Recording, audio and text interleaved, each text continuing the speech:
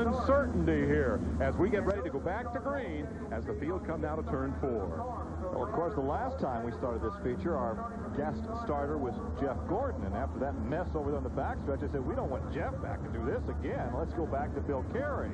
That's right. Let's get the good guys Jeff back in the cockpit. Jeff didn't have much to do with that one, though. You can't blame him. That was actually one of the best starts I've seen here in a feature race. The guys were very even, very close, but it got tough in that second corner. I did that one time at Winchester, was the guest flagman, and so I got him started, turned around and took a bow, and there was a big crash in the first turn before I could reach for the yellow. Never take your eyes off the racetrack. Never again will I be a flagman in a racetrack. All right, we should have the green this time by, and once again, those in the altercation will have to go to the back of the pack. Boy, it's Coletta is out for the night. Is he really? That's number too bad. 22, so that's that car that Don Schilling built with the Pontiac power plant. He is done for the evening. He's won 4 midget features this year. He's going to be a spectator unless somebody else gives him a ride, which is also a possibility. All right, let's try it. 3 abreast down the straightaway. They get the green flag. We are finally racing here at Indianapolis Raceway Park. Now, that's what Danny Drunnen did the last time. He pulled down inside somebody, hit him in the left rear, but he didn't do it that time. He pulled back up too wide and stayed. Obviously, our assessment was wrong because they went back to a complete restart and he was starting up front. Well, I don't think he killed the engine, though, Gary. I think he kept going. Oh, that's right. He did keep going. He kept going, even though he was involved. All right, here's your look from the Hooters car as we ride along with Tony Stewart. He's in behind Parsons, and that car does not appear to be handling all that well. Now we look back into the cockpit, into the eyes, through the Simpson shield of Tony Stewart. Look at the eyes. Boy, look at the concentration. Look at him watching the guys in front of him. Really paying attention, and he just went around Parsons on the outside and somebody else on the inside. You think he's not concentrating hard? Well, that looks like one of the 6 cars of Andy Mitzner. Now, once again, we had a shot of Parsons, and that car didn't look like he was running all that well. Once again, Tony Stewart in the cockpit, normally occupied by Paige Jones, who's racing out in California in the rear engine competition. Look at this. We have a car over the wall in the entrance to turn 4. A car over the wall. It appears to be Bob Ciconi. Bob Ciconi in a wicked ride over the wall. From Prospect Park, Pennsylvania, you can see to the cockpit, the cage of that reader chassis is intact. Bob is moving around.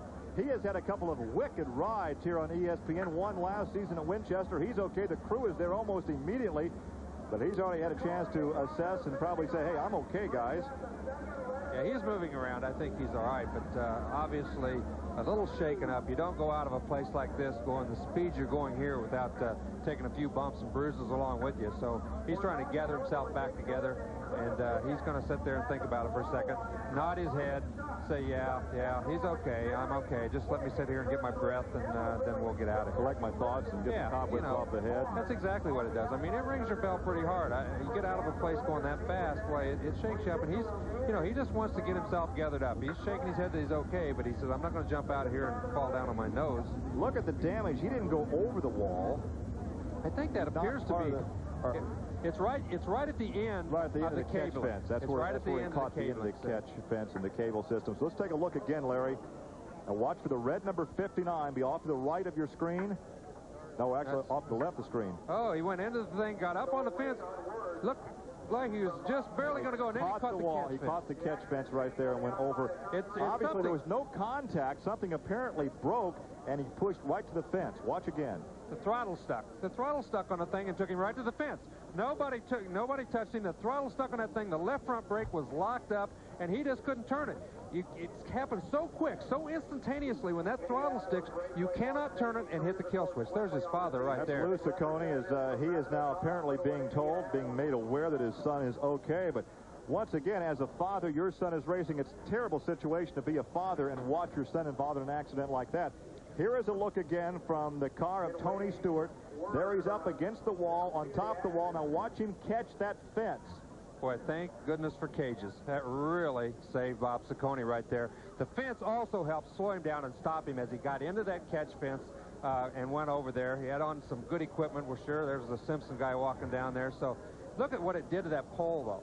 That thing was sliding along the fence, and he hit that pole, and those are pretty stout poles. Those are 4-inch steel poles, and he bent one of them over like a pretzel, and the other one's bent over to 45 degrees. Dave, are you down there? They are asking us to stay clear of the accident scene down here, but we do have a first-hand report from the safety crews, and they tell us that Bob thinks, and this is not the medical assessment yet, this is Bob's own assessment, that he may have broken his arm. So obviously they're going to check that very carefully, and they are not as yet trying to get him out of the cockpit. They do have the backboard there, but Bob is alert, he is conscious, and appears to be generally well. Again, according to the first-hand account, Bob thinks that he may have broken his arm. Obviously, it's hurting him pretty badly, so it'll take him a few minutes to get him out of the car. You've pretty well documented, I think, the carnage up here in terms of that catch fence. Regardless of outcome, he is a lucky, lucky race driver. Look at that pretzel. Look at that pole that's been over just like a pretzel. And like I said, those are 4-inch steel poles. Look, he's knocked one clear down. Very, very great force to knock those things. Look, it's embedded in cement. Even pulled the cement out. That's how hard he hit it. So you know he had to be going fast. Well, once again, we'll have a chance to take a look at this again, and we talk about the structure of these race cars. Now, watch the lower left. There it is. It just stuck. The throttle was stuck. The left front wheel was smoking. He was trying to get the thing stopped and turned. It caught the fence right there, and really that fence kept him from going out there and doing a lot more than he did, because it absorbed that shock when he went up there. Look at the mark where that thing hit with the right front corner. I think you were driving, Larry, when they first came out with the roll cage back in the late 60s. A lot of drivers said, hey, this is going to make brave guys out of some drivers that aren't that good. A lot of guys are walking around today because they had a roll cage around them when they crashed. Our buddy Gary Bettenhausen has been upside down so many times, and he'll tell you, without that cage, he wouldn't be here. Look at there. There's a Nerf bar hung up in the cables. You know, the fencing, everything did its job, including the safety equipment on the car and on the racetrack. All of it worked together, and luckily, I think Bob's not hurt nearly as bad as he might have been. That's that Reader chassis. He's utilizing the Gertie power plant, but once again, every piece of safety equipment on the driver of the car and here at the track did what it was designed to do as we take a look at the running after only 2 of 30 laps from Indianapolis Raceway Park.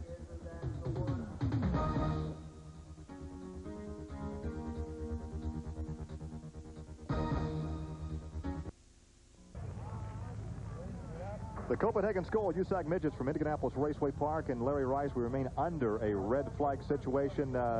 We'll take a look now at the in-car camera shot that we have of this crash, and your assessment, of course, was, now watch to the upper left-hand corner. Watch Bob Ciconi move to the inside right here. Right there. He knows that he's got the throttle stuck. He's heading for the bottom of the racetrack, way down there, trying to get the thing. He's pulling up on the throttle. He's trying to do everything. He's on the brakes at this point, and he just goes straight. Once you get on the brakes, turn the wheels, the thing just goes straight into the fence. But he knew way back up the racetrack that the throttle was stuck. And he just couldn't get anything. He couldn't reach the kill switch. He couldn't do everything in time to stop that terrible accident.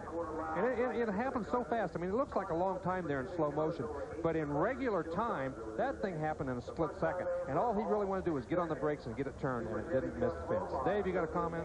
Just a quick update on the situation here. As I'm sure you can see, they are repairing the catch fence, and that will essentially be a pretty simple repair. I don't think we'll have an extended delay for that, because he took out the last section, as I'm sure you noted in the replays, of the fence. It's a matter of straightening up one pole here, and we should be in good shape. As for Bob himself, I think perhaps the best read on the situation came a moment ago when I spoke with his dad, Lou, who is now occupied with the process. They are getting Bob out of the car, but Lou said he's doing fine. He's complaining of a little pain in his arm. He is very vocal, and I said, well, what is he saying? He said, well, he thinks that the throttle's stuck, so he has confirmed from the cockpit what you guys saw from down here. But the telling remark was when he walked over to the track operator, Lex Dudas, with a smile on his face, and said, you're not going to make us pay for this fence, are you? So I think the point is that things are in good shape down here.